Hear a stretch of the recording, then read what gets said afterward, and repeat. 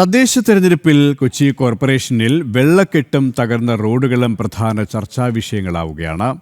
ജനകീയ വിഷയങ്ങൾ ഉയർത്തിയാണ് ബി.ജെ.പി. നേതൃത്വത്തിൽ ഇന്ത്യയെ പ്രചാരണത്തിനിറങ്ങിയത്.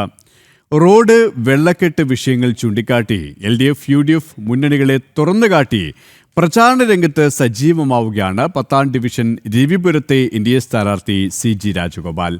തേവരയിലെ ഗതാഗതക്കുരുക്കിന് പരിഹാരമാകുന്ന സമാന്തര റോഡ് നിർമ്മാണം 40 വർഷമായി കടലാസിൽ ഒതുങ്ങുകയാണ്.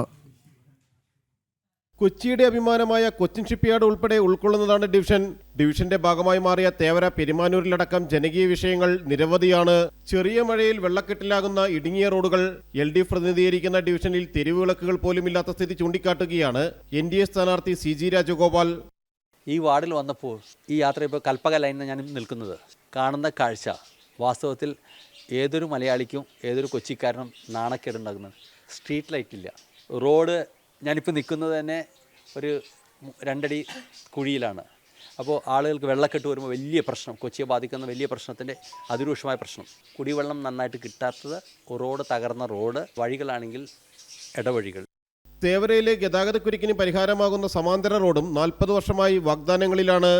പനമ്പിളി നഗർ ആ വീതി കൂടിയ റോഡ് എക്സ്റ്റെൻഡ് ചെയ്ത് വന്ന് ഈ CMFRIയുടെ ഫ്രണ്ടിൽ കൂടി നേരെ തേവര കൊയ്ത്തറ ബ്രിഡ്ജ്, കൊയ്ത്തറ തോടിനെ കവർ ചെയ്ത് തേവര ലൂർദ് മാതാ പള്ളിയുടെ അവിടെ വന്നിട്ട് അവിടുന്ന് ലെഫ്റ്റ് നേരെ നമ്മൾ കണ്ടെയ്നർ ടെർമിനൽ റോഡിൽ പോയി ടച്ച് ചെയ്യേണ്ട അത്രയും വീതി കൂടിയ ഒരു റോഡ് 40 വർഷമായിട്ട് മുടങ്ങിക്കിടക്കാണ്. ഞങ്ങളുടെ ആ ഏരിയ ചക്കാലക്കൽ റോഡിലുള്ള ആ ഏരിയയിലെല്ലാം ഫ്രീസ് ചെയ്തിട്ടിരിക്കുന്ന എല്ലാ സ്ഥലങ്ങളും ഫ്രീസ് ചെയ്തിട്ടിരിക്കുകയാണ്. പക്ഷേ ഇതുവരെ ഇതിന് ഒരു നടപടിയും ഉണ്ടായിട്ടില്ല. മെയിൻ റോഡ് തേവര ജംഗ്ഷനിൽ നിന്ന് തേവര ഫെറിയിലേക്ക് പോകുന്ന റോഡിൻ്റെ വീതിയും കൂടെ കൂട്ടിക്കഴിഞ്ഞാൽ എറണാകുളത്തിൻ്റെ ഒരു 1/4 ഭാഗം തിരക്ക് ഒഴിയുന്ന ഒരു സ്ഥലമാണ്.